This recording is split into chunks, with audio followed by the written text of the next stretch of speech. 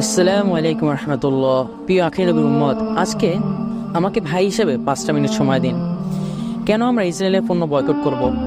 Israel সম্প্রদায় আমাদের অর্থ দিয়ে আমাদের ভাই ও বোনেদের হত্যা করছে। নিশ্চয়ই আমাদের উচিত আমাদের ইসলামের ভাইদের প্রতিদিনে অত্যাচারের প্রতিবাদ করা। আমাদের সমাজে কিছু কুলাঙ্গার কিছু অর্থের জন্য এই কাফেরদের গোলাম হয়ে গেছে। তাদের ভিতর কোনো অনুশোচনা নেই।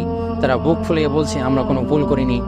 আমরা যারা ফিমেল ফোর বয়কটের ডাক দিয়েছিলাম তাদের অনেককেই দমিয়ে দেওয়া হয়েছে। বিশেষ করে make memes for sad peoples 2.0 নামে পেজটি রাতারাতি আনলিস্টেড করে দেওয়া হয়েছে।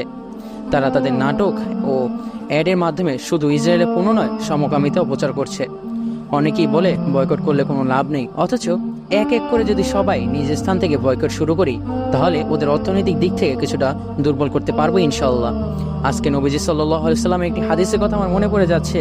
সেটি হচ্ছে সাওবান রাদিয়াল্লাহু আনহু থেকে বর্ণিত। তিনি বলেন, রাসূলুল্লাহ সাল্লাল্লাহু আলাইহি ওয়াসাল্লাম বলেছেন, অচিরেই কাফেররা তোমাদের উপর আক্রমণের জন্য একে অপরকে এমনভাবে ডাকবে যেন দাওয়াতে খাওয়ানোর জন্য পরস্পরকে ডাকা হচ্ছে।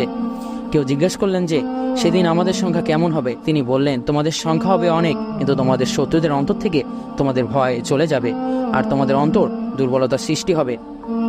এক ব্যক্তি জিজ্ঞেস করলো, হে আল্লাহর রাসূল সাল্লাল্লাহু আলাইহি সাল্লাম, অন্তরের দুর্বলতা সৃষ্টির অর্থ কি? তিনি বললেন, দুনিয়ার প্রতি ভালোবাসা আর মৃত্যুর প্রতি অনীহা। আবু দাউদ।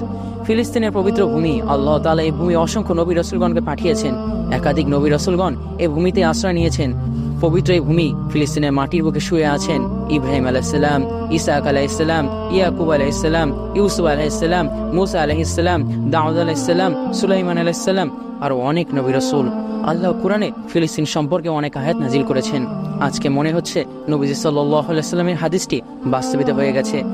আমাদের ভিতর দুনিয়ার প্রতি মুহাব্বত ও মৃত্যুর প্রতি ভয় তৈরি হয়ে গেছে, যে কারণে আজকে আমাদের মুসলমান ভাইরাই আমাদের চোখের সামনেই মৃত্যুবরণ করছে, তাদেরকে শহীদ করে দেওয়া হচ্ছে।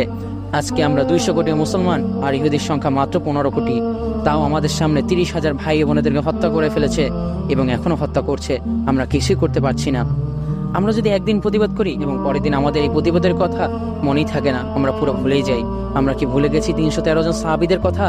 আমাদের ঈমান কি এতটাই দুর্বল হয়ে গেছে যে আমরা ভুলে গেছি ওমর রাদিয়াল্লাহু আনহু কিভাবে ফিলিস্তিনকে স্বাধীন করেছিল, সাহাবা একরামরা কিভাবে ফিলিস্তিনকে স্বাধীন করেছিল, সালাউদ্দিন আইয়ুবী কিভাবে ফিলিস্তিনকে স্বাধীন করেছিল, এবং আরো কত রাহিমাহুল্লাহ যে ফিলিস্তিনকে স্বাধীন করেছিল, তাদের নেতৃত্বে ফিলিস্তিন যে স্বাধীন থেকেছিল, তাকে আমরা সবাই ভুলে গেছি।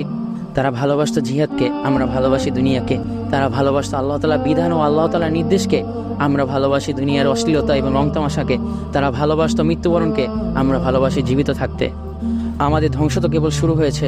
আমরা যদি এখনো ঘুম থেকে না জাগি তাহলে আমাদের অবস্থা ফিলিস্তিনের থেকেও খারাপ হবে। মুমিনের সব থেকে বড় হাতিয়ার হলো দোয়া ও আল্লাহ তাআলার প্রতি তাওয়াক্কুল, এবং কোনোভাবেই এই কুলঙ্গারদের সফলতা দেওয়া যাবে না। ইনশাআল্লাহ শুধু ফিমেল ফোন নয়, বরং সমগ্র ইসরায়েলের পণ্য বয়কট করবো ইনশাআল্লাহ, এবং যারা ইসরায়েলদেরকে সাপোর্ট করবে তাদেরকেও বয়কট করবো ইনশাআল্লাহ। এবং যারা ফিলিস্তিনের বিপক্ষে এবং ইসরায়েলের পক্ষে কথা বলবে, তারা যদি মুসলিম হয়ে থাকে তাদেরকে অবশ্যই আমরা সতর্ক করব এবং তাদেরকে আমরা বয়কট করব যদি তারা আমাদের কথা না শুনে।